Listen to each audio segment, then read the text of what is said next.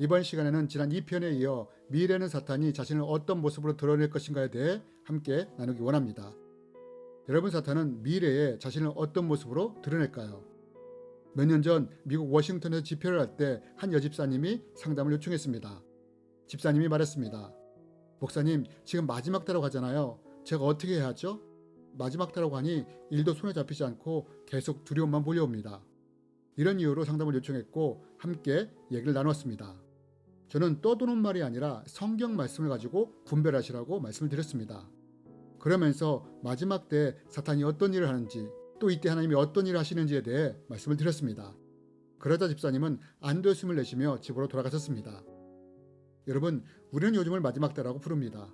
이로 인해 많은 크리스찬들이 막연한 두려움을 가지고 있습니다. 왜 그렇습니까? 마지막 때를 잘 모르기 때문입니다. 또 안다 하더라도 너무 막연하게 알기 때문입니다. 그래서 이 시간에는 성경 말씀을 근거로 마지막 때 사탄이 자신을 어떤 모습으로 드러낼 것인가에 대해, 이때 하나님은 무슨 일을 하시는지에 대해 말씀드리기 원합니다. 그렇다면 여러분, 사탄은 미래에 자신을 어떤 모습으로 드러낼까요? 여러분, 지금 사탄은 세상의 신이요 세상의 임금입니다. 그러나 마지막 때는 분명하게 다른 모습으로 자신을 드러낼 것입니다. 어떤 모습으로요? 하나님은 계시록 12장 12절에서 이렇게 말씀하십니다. 그러므로 하늘과 그 가운데 거하는 자들은 즐거워하라. 그러나 땅과 바다는 화 있을진저. 이는 마귀가 자기 때가 얼마 남지 않은 것을 알므로 크게 분내어 너희에게 내려갔습니다 하더라. 여러분, 이게 무슨 말씀입니까? 마지막 때가 되면 사탄이 자기 때가 얼마 남지 않은 것을 알고 이 땅에 내려온다고 합니다. 그럼 사탄이 이 땅에 와서 무슨 짓을 하느냐? 여러분, 우리가 먼저 하나님께 감사할 것이 있습니다. 그것이 무엇이냐? 하나님은 마지막 때 사탄이 이 땅에 와서 무슨 짓을 할지 이미 2000년 전에 요한을 통해서 성경에 기록해 놓았다는 것입니다. 여러분, 마지막 때 사탄은 자신이 이 세상에 어떤 존재로 드러날지 절대 말하지 않을 것입니다. 끝까지 숨길 것입니다. 그래서 우리는 사탄이 어떤 존재로 드러날지 알 수가 없습니다. 그러나 이미 하나님은 마지막 때 사탄이 어떤 존재로 드러날 것인가에 대해 이미 계시록에 기록해 놨다는 것입니다.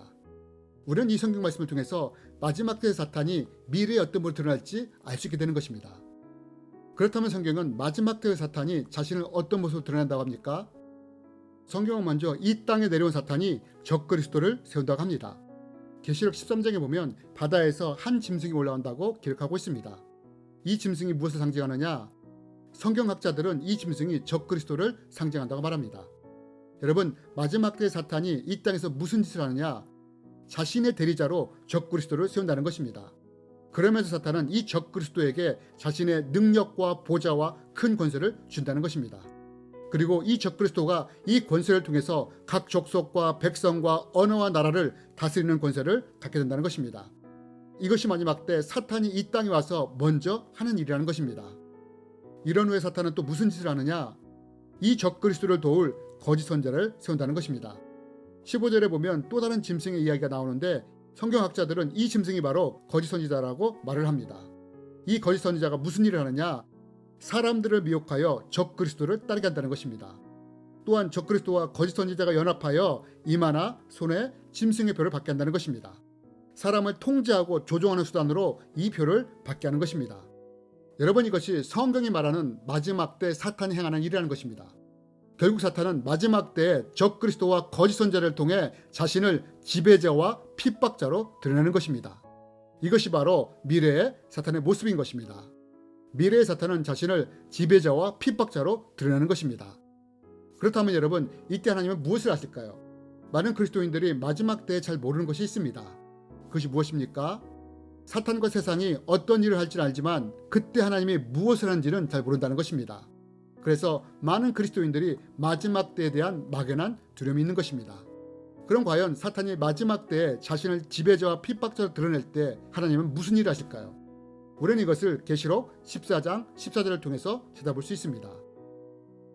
또 내가 보니 흰 구름이 있고 구름 위에 인자와 같은 이가 앉으셨는데 그 머리에는 금별관이 있고 그 손에는 예리한 낫을 가졌더라. 또 다른 천사가 성전으로부터 나와 구름 위에 앉은 이를 향하여 큰 음성으로 외쳐 이르되 당신의 낫을 휘둘러 거두소서. 땅의 곡식이 다 익어 거둘 때가 이르렀음이니이다. 여러분, 사탄이 적그리스도와 거짓 선지자를 통해 자신을 지배자와 핍박자로 나타낼 때 하나님은 무슨 일 하신다고 하십니까? 하나님은 더 강한 능력으로 오히려 세상에서 강력한 영혼의 대추수를 하신다는 것입니다. 사탄을 압도해 버리시는 것입니다. 준비된 사람들이 예수님의 예리한 낫이 되어 강력한 추수의 역사를 일으키는 것입니다.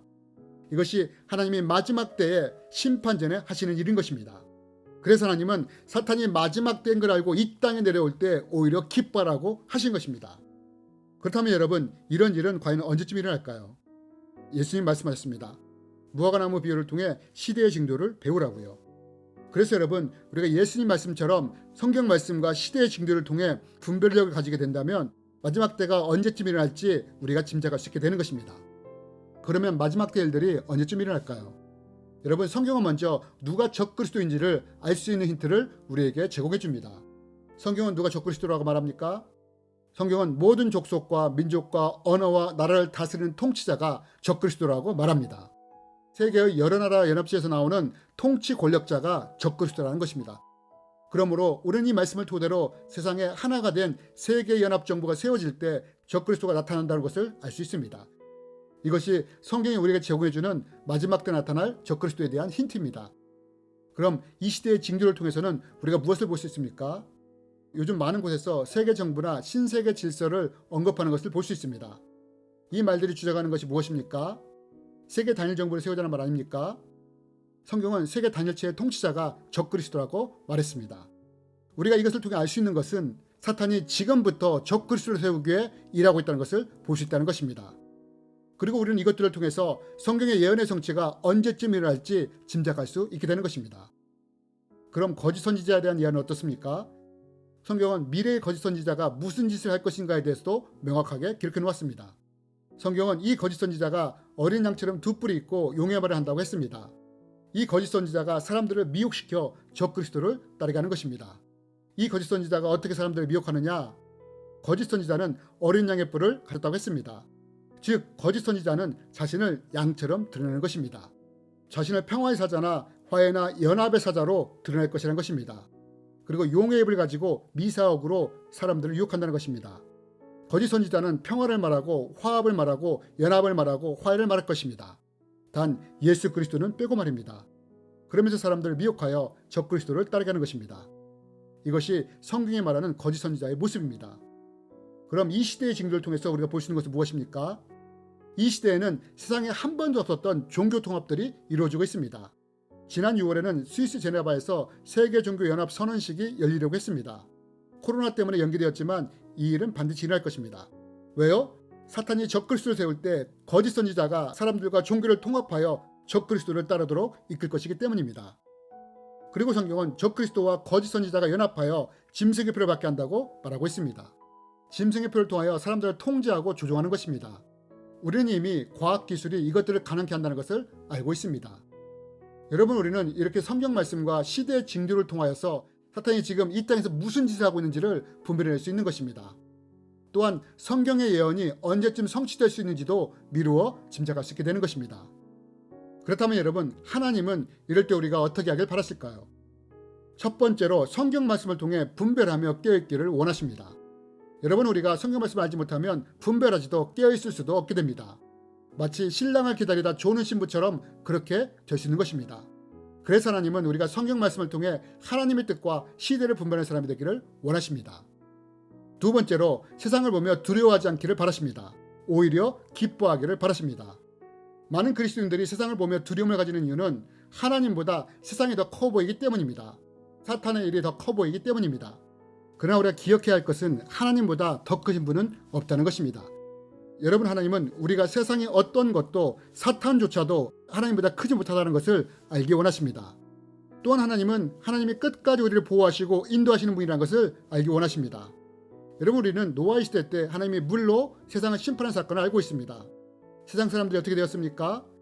물의 심판으로 다 죽지 않았습니까? 그런데 노아의 가족들은 어땠습니까?